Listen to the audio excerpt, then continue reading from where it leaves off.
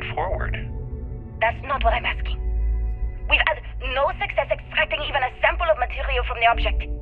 No explanation for the gravitational effects, no motion graph to explain its harmonic frequencies. I can't even establish a melting point. Judith. But you've had me building these prototype colliders for months. And now you want me to pump helium-3 into it based on this equation you've written on a goddamn napkin? I just need you to trust me. I have been trusting you. We keep slamming our heads against a brick wall, getting nothing. And you keep coming up with something new to try, like you know what's going to happen. Where are you getting your information, Victor? I'm sorry, Judith. Look, not here, okay? Somewhere off base. I'll tell you everything. But I'm not lying, okay? We're going to discover something important here. I promise.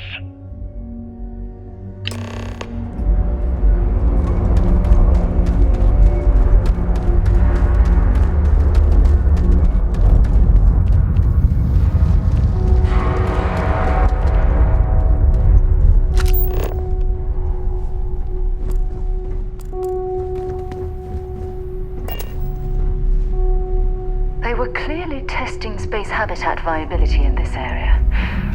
It seems as if they knew the inevitable was on the horizon.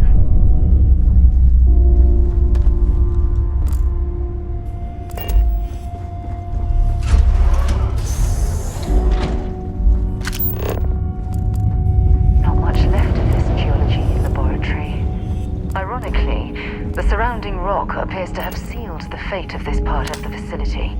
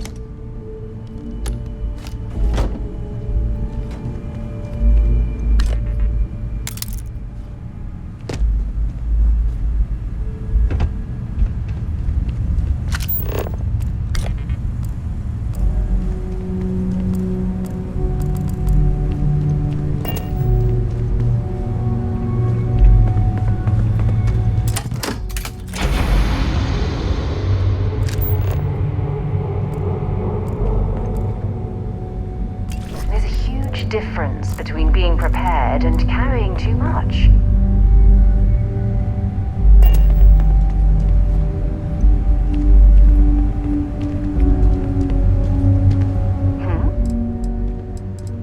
I'll only carry the good stuff.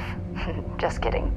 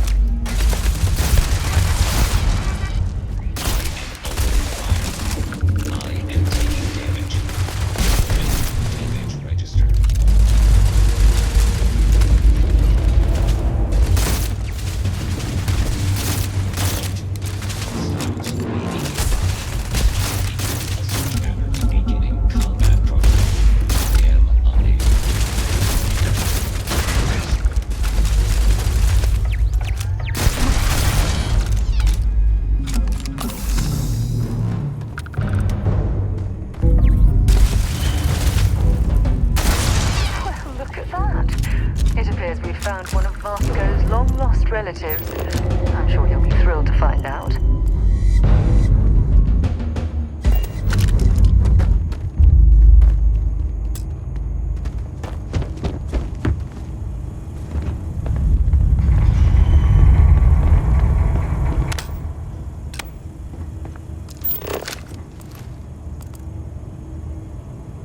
Don't leave any of that behind.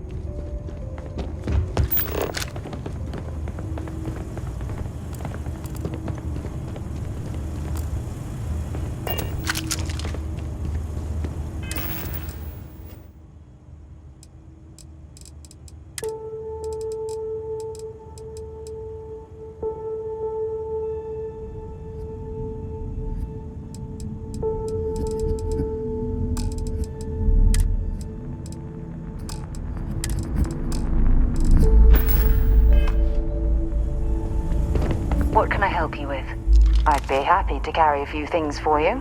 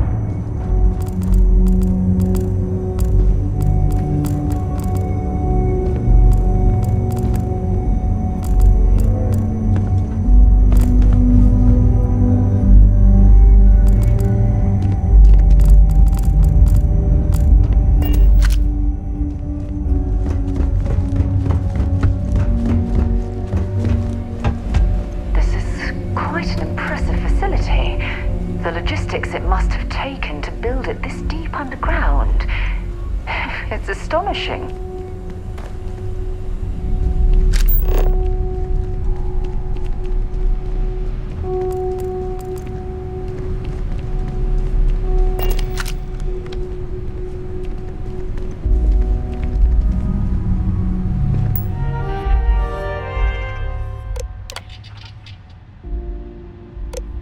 Project log. Dr. Victor Isa. We turned on the prototype today. The gravitational field around it began to fold as we long suspected. Complete reversal of gravitational pull was observed on dozens of loose objects around the lab. I'm setting up a meeting with the directors to propose a larger test. The prototype proves we don't need the original anymore, but further work is going to have to take place in space. Somewhere with abundant helium-3 and with a civilian partner. Someone with access to large-scale manufacturing resources and computational equipment. Engineering gravitational folds pulling the far side of the solar system closer to us? It's all going to be possible. Project log. Dr. Judith Tatian. I watched the Grav tests from the moon today. It was the first time we were able to talk to the team at Nova Galactic directly. So many things were under wraps before, but now everyone wants all the publicity they can get. I'm already seeing proposals for manufacturing androids of drives, expeditions to Alpha Centauri and beyond. It's also overwhelming and worrying. It could take years, decades, before we know what all the side effects of operating a Grav drive can be. But no one wants to hear that right now. Like a bunch of pioneers racing towards the edges of the frontier without knowing about the grizzly bears in the mountains.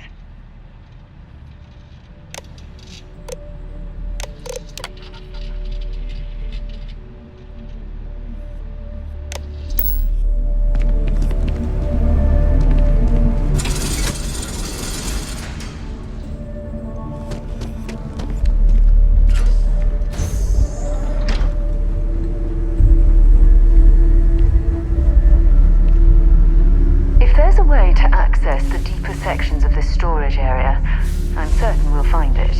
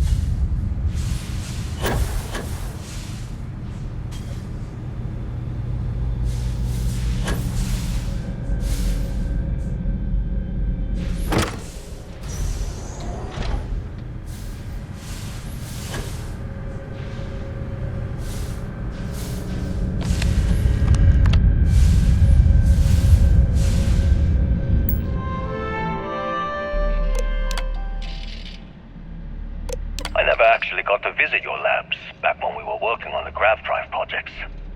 Seems like ancient history now. Only thing we're doing these days is launching weather satellites. Guess this is as good a retirement as any. Now, Project Demeter, you want our help manufacturing scanners to better track these new meteorological patterns we're seeing. Our guess is that the poles might be naturally shifting, causing some gravitational fluctuations that are throwing off our old models. Why do you need the scanning tolerances to be so small? What are you trying to find? I just want to be sure.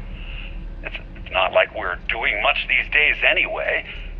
The glory days are over. Why not give ourselves a challenge before they write us off in the history books?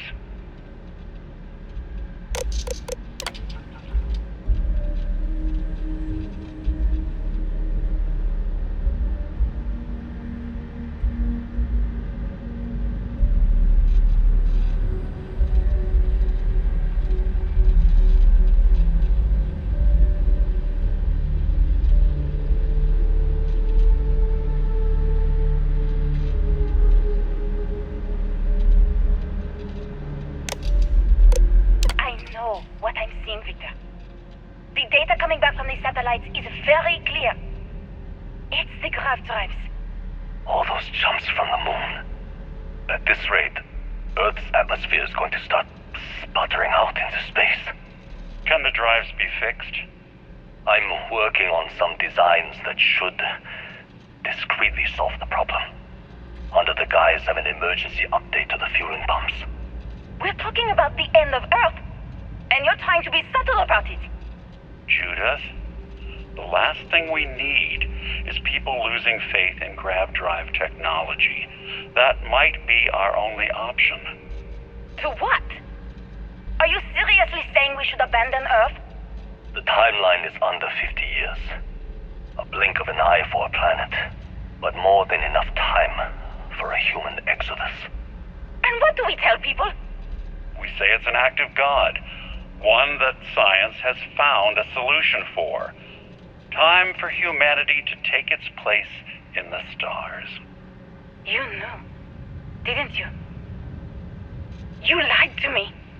All this time, I dedicated my life to this discovery, Victor. And you knew we were going to kill off our planet? You haven't seen the future I've seen. There's an infinite expanse of promise out there. A meteor could hit Earth, a plague, another world war. Colonizing other galaxies secures humanity's future for all coming generations, across all time. At the expense of our home. Stop it, both of you. All that matters is building enough ships to get everyone off this planet. And we need to start now. I'll draft up a statement. We'll need to address the entire international community. I'm sorry, Judith. There isn't a planet in this universe that will be far enough away from you, Victor. We are never speaking again after this is over. My name is Dr. Victor GGeezY. And if you're listening to this, then you probably already know the truth. I was young when I first headed the retrieval team of an odd gravitational anomaly on Mars. But I kept what really happened that day hidden from everyone except one other person. Even she didn't believe me at first. But I have no reason to lie to anyone now, so I hope you'll accept this confession, whoever you are. When I touched the anomaly, I experienced 12 days of lost time. I met myself. He told me everything that has since come true.